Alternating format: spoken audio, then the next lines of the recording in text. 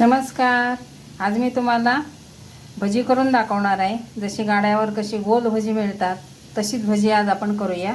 त्याच्यासाठी इथे मी हा कांदा घेतला आहे चिरून. बघा, मोठा मोठा चिरला आहे, थोडा लहान नाही, खूप मोठा नाही, मीडियममध्ये असं मी तुकडे करून घेतलेले आहेत कांद्याचे चिरून. आणि माझ्या चवीनुसार हिरवी मिरची घेतली, थोडीशी मी मोठी केली, म्हणजे ज्यांना काढून बाहेर काढायचे भज्यामधून ते काढू शकतात. लहान मुलं खात नाही मिरची, तर ते काढू शकतात बाजूला. तर ह्या 2 कांदे घेतलेत, मिरची घेतली. आता ह्याच्यावर आपल्याला मीठ टाकायचं आहे आणि थोडंसं असं मिरची आणि कांदा एकत्र करून घ्यायचं, म्हणजे कसं मिरचीची चव कांद्याला लागते. थोडंसं हाताने करायचं मिरची कांदा एकत्र, म्हणजे जो तिखटपणा आहे तो कांद्याला छान येतो आणि थोडासा कांदा मऊ पण होतो. आता ह्याच्यामध्ये आपण बाकीचं साहित्य टाकूया. थोडंसं ओवा टाकायचं आहे, थोडंसं असं हातावर हे करून, म्हणजे भजी आपली जी आहेत ती पचायला हलकी होतात. 1 चमचा तांदळाचं पीठ असेल तर टाका, नाही टाकलं तरी चालतं, तरी छान होतात भजी. याने थोडासा कुरकुरीतपणा येतो म्हणून टाकलं आहे मी. थोडीशी इथे हळद आणि थोडीशी लाल मिरची पूड आणि थोडीशी धनापूड आहे, ही भाजलेली आहे. 1 वाटी बेसन पीठ घेतलं आहे, अंदाजानेच घेतलं आहे. त्याच्यामध्ये अशी भरपूर कोथिंबीर घालूया आणि हे आता थोडं थोडं पाणी घालून मिक्स करूया.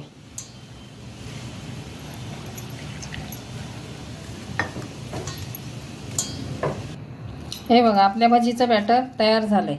आपल्याला जास्त पातळ नको आहे किंवा खूप घट्ट नको आहे, म्हणजे ती भजी छान होतात. वरून कुरकुरीत, आतून मऊ, मस्त अशी भजी तयार होतात. तर आता ह्याच्यामध्ये आपण बाकीचं साहित्य टाकूया. ह्याच्यात थोडासा सोडा टाकूया, अगदी 2 चिमूट. सोड्याने काय होईल, आतील भाग आहे तो मऊ होतो, मऊशीर अशी होतात भजी, त्यामुळे सोड्याचा वापर थोडासा केला आहे मी, जास्त नाही. आणि आता वरून कुरकुरीत होण्यासाठी आपल्याला ह्याच्यामध्ये कडकडीत असं तेल टाकायचं आहे, 2 चमचे. वरचा भाग कुरकुरीत होईल आणि सोड्याने आतील भाग मऊ होईल आणि कुरकुरीत तर होईलच. आणि त्या कडकडीत तेलामुळे काय होईल, भजी आहेत ते आपलं तेल कमी पिणार, जास्त तेल पिणार नाही. 2 गोष्टी होतात कडकडीत तेल टाकल्यामुळे. आता ह्याच्यात गरम तेलाचा वापर करा, कडकडीत पाहिजे एकदम, तरच भजी आहेत ती आपली कुरकुरीत होतात वरून. आणि चमच्याने मिक्स करा, नाही तर हात भाजू शकतो, आपला चटका लागू शकतो. असं चमच्याने मिक्स करून घ्या.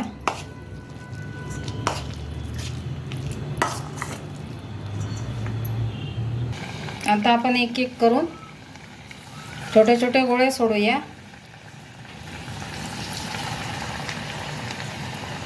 तुम्हाला जर एकदम भजी गोल पाहिजे असतील तर कोथिंबीर आहे ती मी मोठी चिरून टाकली, तर तुम्ही ती बारीक चिरून टाकायची, म्हणजे एकदम गोल येतात भजी. मी थोडीशी मोठी चिरल्यामुळे भजी अशी थोडीशी इकडे तिकडे, वाकडे तिकडे अशी दिसतील तुम्हाला. अगदी गोल पाहिजे असतील तर बारीक चिरा कोथिंबीर.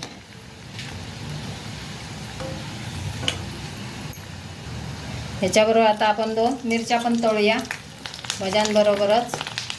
थोडासा चीर द्यायचा मिरचीला आणि तेही टाकायच्या त्याच्याबरोबर.